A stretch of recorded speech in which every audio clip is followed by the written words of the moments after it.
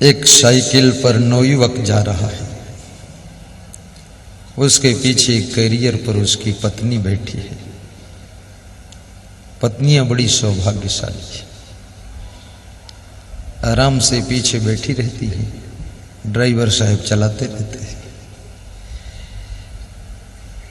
और पत्नी कितनी वजन हो और पति कितना हल्का हो, और बड़ी हिम्मत से खींचता। कभी पत्नी को एहसास नहीं होने देता कि मैं कमजोर पति हूं, बताता है मैं दमदार हूं, चाहे दम सब निकल जाए। तो खींचता है।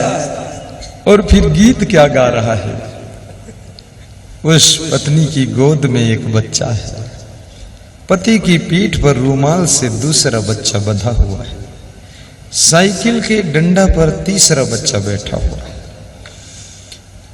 4000 की साइकिल और 5 सवारी। तुम 5 लाख की कार में 5 सवारी बैठते हो, और 4000 वाले में 5 लोग जा रहे हैं, और न डीजल का खर्चा न पेट्रोल का खर्चा। जब पसीना निकलता है तो बोलता है ये पेट्रोल निकल रहा है। बहुत हालत खराब है, लेकिन फिर भी उसके मन में कितना उत्साह है, और गीत गा रहा है क्या, मेरा मन डोले मेरा तन डोले, मेरे दिल का गया करार रे, कौन चलावे साइकिलिया। सब दोहराओ, ये तुम्हारे गाने योग्य हैं लाइनें, मेरे गाने योग्य नहीं है। फिर मैं कथा सुना रहा हूं इसलिए सुनाना पड़ता है, मैं बाद को तो बिल्कुल नहीं गाता हूं, पर यहां प्रवचन में ज्ञान समझाना है इसलिए गा रहा हूं। पर तुम गाओ तो थोड़ा ठीक रहेगा, क्योंकि तुम्हारा मन तो डोला हुआ ही है। बोलिए, दोहराइए। मेरा मन डोले मेरा तन डोले, मेरे दिल का गया करार रे, कौन चलावे साइकिलिया। सब महिलाएं खुश है कि कौन चलावे, मेरा पति चलाएगा और कौन चलाएगा। जोर से गाओ, भाव से गाओ। मेरा मन डोले मेरा तन डोले, मेरे दिल का गया करार रे, कौन चलावे साइकिलिया। मन बहुत चंचल है। ये चंचल मन विद्यार्थी को विद्या अध्ययन में सफलता लेने नहीं देता है, साधु को साधना में फेल कर देता है, व्यापारी को व्यापार में असफल कर देता है। ये चंचल मन एक राजनेता को राजनीति में जीरो कर देता है। ये चंचल मन हर व्यक्ति को जो हीरो बनने वाला है उसको जीरो पर लाकर खड़ा कर देता है। जो चंचल मन को बस में कर लेता है वो जीरो से हीरो बन जाता है, जीरो से हीरो बन जाता है। मन बस में हो जाए तो आईएएस भी कठिन नहीं है, और मन के वश में तुम हो जाओ तो एक चपरासी बनना भी बहुत कठिन है। तो जब वो नवयुवक एक गीत गाता है, उसकी पत्नी पीछे से समझाती है कि पति देव ऐसा गीत मत गाया करो। पत्नियां काम करने से नहीं थकती, न बर्तन मांजने से थकती, न कपड़ा धोने में थकती, न भोजन बनाने में थकती। ये थकती हैं तो कब थकती है, एक ही बात में थकती है। वो बात क्या है, अपने अपने पति को समझाने में ये थक जाती हैं, बहुत थक जाती हैं, हार जाती हैं, बिल्कुल टूट जाती हैं। लेकिन वो मानता ही नहीं, समझता ही नहीं। हाँ हाँ कर देता, फिर दारू पी कर आता है। बहुत समझाना पड़ता है, और इस दुनिया में समझाना बहुत कठिन काम है। तरह तरह के शब्द बताने पड़ते हैं, तरह तरह के उदाहरण सुनाने पड़ते हैं, फिर भी जब आदमी नहीं समझता है, समझाने वाला थक जाता है। और यदि आपकी पत्नी आपको समझाती है और कभी डांटती भी है, ओहो भाग्य मानना कि डांट खाकर भी सुधर जाओ तो भी बेड़ा पार हो जाएगा। तुलसीदास की पत्नी रत्नावली ने तुलसीदास को डांटा था और तुलसीदास अपनी पत्नी रत्नावली की डांट से इतना उनकी आत्मा जाग गई, गुरु नरहरिदास के चरणों में चले गए और जाकर के इतने बड़े विद्वान बने कि रामचरितमानस की रचना कर दिया। याद रखना, लाड़ प्यार जो तुमको नहीं सिखा सकता है, लाड़ प्यार और लल्लो चप्पो की बातें जो आपको ऊंचाई पर नहीं उठा सकती हैं, वो तुम्हारे प्रिय लोगों की डांट और फटकार तुमको बहुत हाई लेवल पर पहुंचा सकती है। इसलिए कोई अगर तुम्हें डांट देता है तो इसके चरण छू लेना, धन्यवाद देना कि बहुत अच्छी हमारे लिए चिंतन कर रहे हो। और ये भी याद रखना, कोई व्यक्ति आपको डांटता हो और एकदम डांटना बंद कर दे, कुछ न बोले, तो समझ लेना अब उसके दिल में तुम्हारा स्थान नहीं बचा, इसलिए तुम्हारी तरफ से उसने चित्त हटा लिया। न कुछ कहता है, न डांटता है, न बोलता है, शांत रहता है, मस्त रहता है। अब वो अपने आप में डूब गया है, अब तुमसे वो ऊब गया है, अब खुद में डूब गया है अब तुम्हारा ख्याल नहीं कर रहा है, और जिसका ख्याल पूरे घर के लोग करे वो बड़ा भाग्यशाली होता है। तो पत्नी अपने पति को समझाती है और क्या कहती है, तेरा मन डोले तेरा तन डोले, तेरे दिल का गया करार रे, कौन संभाले सही किलिया। समझदार है पत्नी। पत्नियां प्रायः समझदार होती हैं और पति अक्सर नासमझ होते हैं, और बहुत समझाती हैं पत्नियां तो पति सही रास्ते पर रह जाता है, नहीं तो पतियों का इतना पतन हो जाए कि ये मुंह दिखाने लायक न रह जाए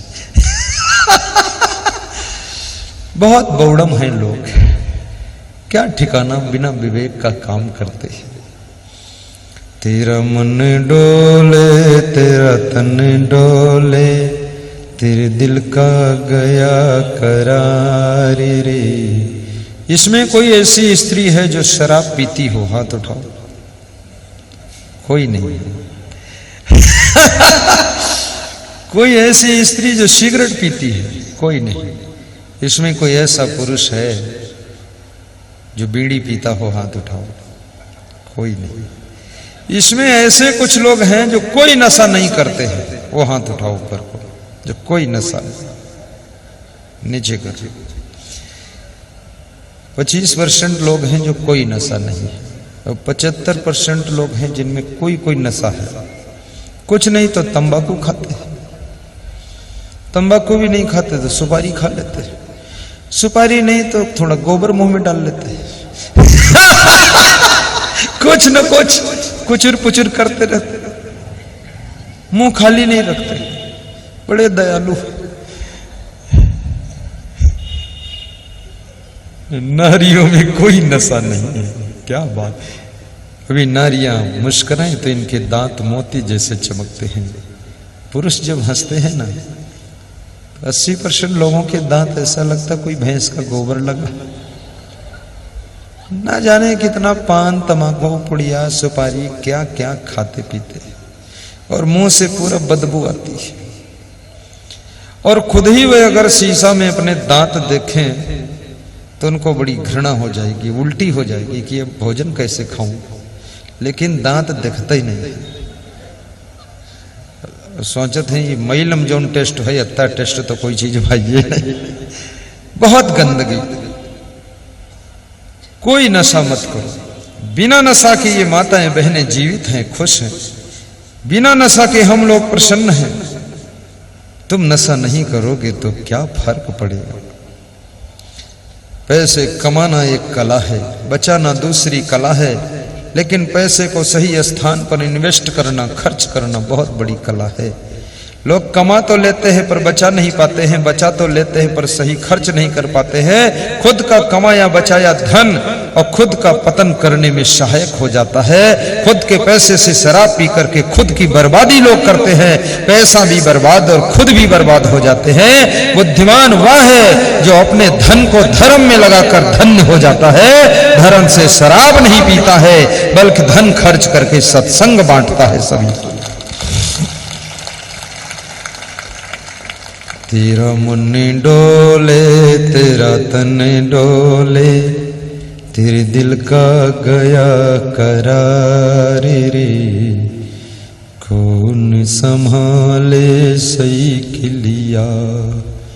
जिसका मन डोल जाता है, तन डोल गया, तन मन चंचल है, वो न साइकिल संभाल सकता है, न घर संभाल सकता है, न परिवार संभाल सकता है, न खुद को संभाल सकता है। मैंने अपने एक संत से सलाह किया, हमने कहा कि हर संत आश्रम नहीं संभाल सकत है। तो बोला आश्रम तो बहुत दूर है, खुद का नहीं संभाल सकत कि आश्रम।